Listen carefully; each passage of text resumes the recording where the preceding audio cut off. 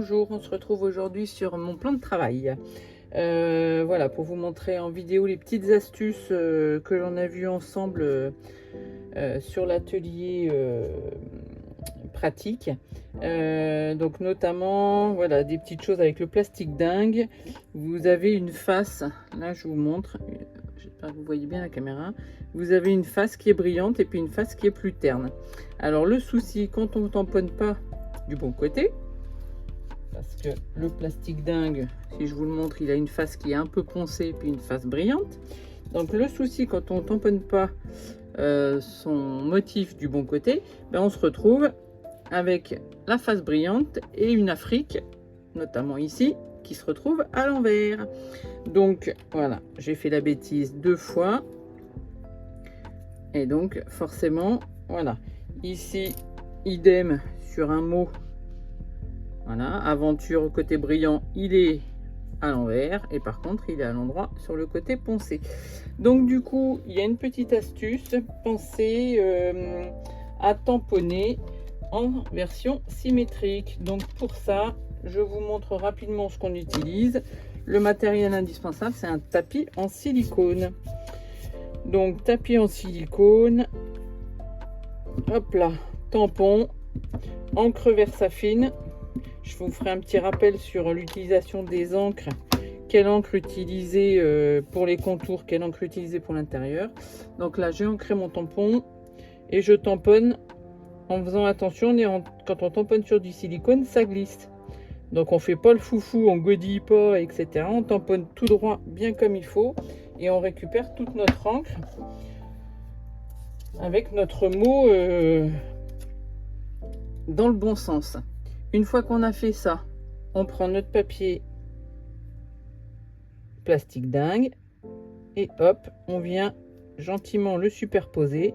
Et comme si c'était un transfert, avec le doigt tranquillement, tout sagement, on vient récupérer en fait toute l'encre qu'on a déposée sur le tapis en silicone. Et là, vous voyez que forcément, quand je vais avoir mon côté brillant, il va être à l'endroit, alors que sur mon côté mat, poncé, je suis bien avec une écriture à l'envers. Voilà, donc là c'est le petit secret du travail en symétrique. J'en profite tout de suite pour vous montrer donc cette petite ardoise que j'ai préparée. Donc quand vous utilisez, on va faire attention pour qu'il n'y ait pas de reflet, quand vous utilisez donc une encre à alcool pour faire notamment des contours de tampons et que vous voulez coloriser après à l'intérieur, en fait le secret c'est de ne pas mélanger, de toujours sur quelque chose de différent. Vous pouvez pas prendre encre à l'eau, il faut forcément être sur un duo à eau alcool. Pourquoi? Parce que si vous utilisez une encre à l'eau d'un côté, l'encre à alcool de l'autre, vous n'aurez aucun mélange entre les deux couleurs. Donc ça veut dire que vos couleurs, elles fusent pas entre elles. Vous savez, quand vous avez l'habitude d'utiliser de l'aquarelle, si vous utilisez une encre à l'eau bleue et puis une encre à l'eau rouge juste à côté, vous allez voir que vos deux couleurs, elles fusent et donc elles se mélangent. Si vous faites la même chose avec le tamponnage et la colorisation, vous aurez le même souci. Donc forcément, il faut être sur un duo mixé. Donc si vous utilisez de l'encre à l'eau type Memento pour faire tout ce qui est contour, vous allez coloriser à l'alcool pour faire les remplissages. Vous avez un petit personnage avec une petite fille avec une jupe, et bien vous allez faire tout le personnage à la Memento noire pour faire les contours et vous remplirez la jupe, le t-shirt, les couettes avec une encre à alcool, donc soit type feutre action alcool ou les blends de chez Stampin' Up. Voilà, après vous choisissez vos produits. Donc idem si vous faites l'inverse, si vous choisissez de faire votre tamponnage extérieur, donc vos contours avec une encre à alcool type Versafine ou Stazone. Moi là aujourd'hui j'ai utilisé la Versafine noire pour faire mon mot, mais pour d'autres embellissements pareil, j'ai utilisé la Versafine noire pour faire les contours. Dans ces cas là vous pouvez coloriser à l'encre à l'eau, Stampin' Right ou crayon aquarellable ou carrément palette d'aquarelle, etc. Donc vous faites les remplissages à l'eau quand vous avez tamponné à l'alcool les contours, vous faites le remplissage à l'alcool quand vous avez tamponné à l'eau les contours. Voilà, ça c'était un petit rappel, sachant que c'est valable pour le plastique dingue, mais c'est valable également pour tous les papiers, quels qu'ils soient. D'accord? Voilà, donc ça, je mets de côté et puis je reviens pour vous montrer le rétrécissement directement avec le pistolet chauffant. On passe à la deuxième partie, donc le rétrécissement. Je vais être obligée de me mettre en mode silence vocal parce que je vais avoir le heat gun qui va tourner et du coup qui va faire beaucoup de bruit à ma place, donc je vais pas parler en même temps. Juste vous dire du coup en avance de face que le heat gun c'est pas un sèche-cheveux, donc on le secoue pas pour qu'il fonctionne. Au contraire, plus on le laisse droit et plus il chauffe bien les surfaces, donc c'est quand même mieux. Et là en l'occurrence on s'équipe donc d'une pince. Vous avez vu quand même préalablement, je vous montre que là du coup j'ai fait la découpe de mon beau voyage et j'ai fait une perforation pour pouvoir l'utiliser en breloque par la suite. Ici une petite astuce aussi qu'on a travaillé hier en atelier qui était très sympa.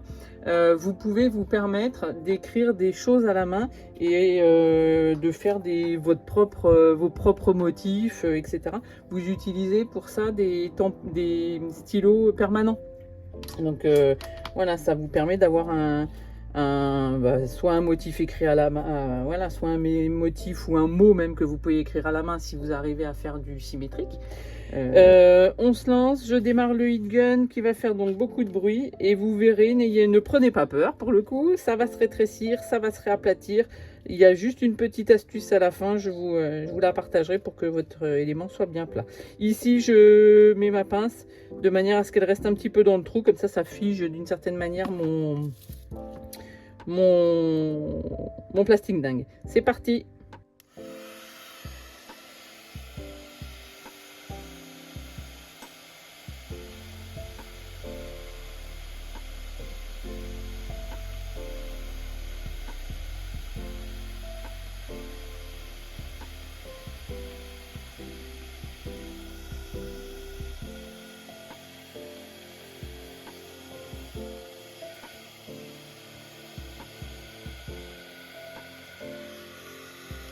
Oups, voilà.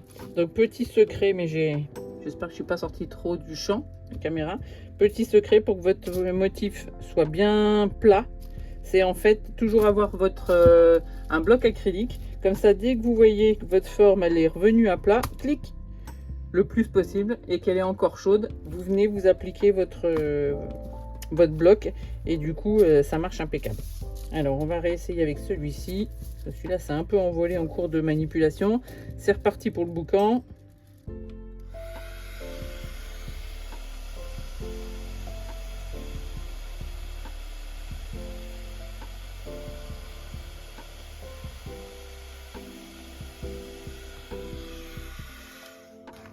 Voilà, normalement le plastique dingue par lui-même, il frise d'abord et il se remet à plat. Mais parfois vous pouvez avoir des petits loupés. Et voyez, donc regardez comme c'est mignon et c'est assez fin. Hop là, je le mets, j'essaie de mettre bien près. Là je l'ai fait avec mon stylo permanent. Donc le trait, le liseré est quand même plutôt sympa. Et là c'est mon fameux voyage, donc qui est bien à l'endroit côté brillant et à l'envers côté mat. Alors je sais qu'il existe plusieurs sortes de plastique dingue, notamment des couleurs, et il me semble qu'il existe des tout transparents sans face poncée. Donc j'en ai acheté un lot d'ailleurs de tout transparent sur un salon. Il faut que je l'essaye, mais celui-ci en tout cas était super facile à utiliser. Je vous montre vite fait lequel il s'agit. Je vous montre vite fait lequel il s'agit. Petite interruption où je vous ai parlé de très loin, on va dire. Donc voilà, c'était celui-ci que vous pouvez trouver chez Cultura et tous ces magasins de loisirs créatifs. Voilà.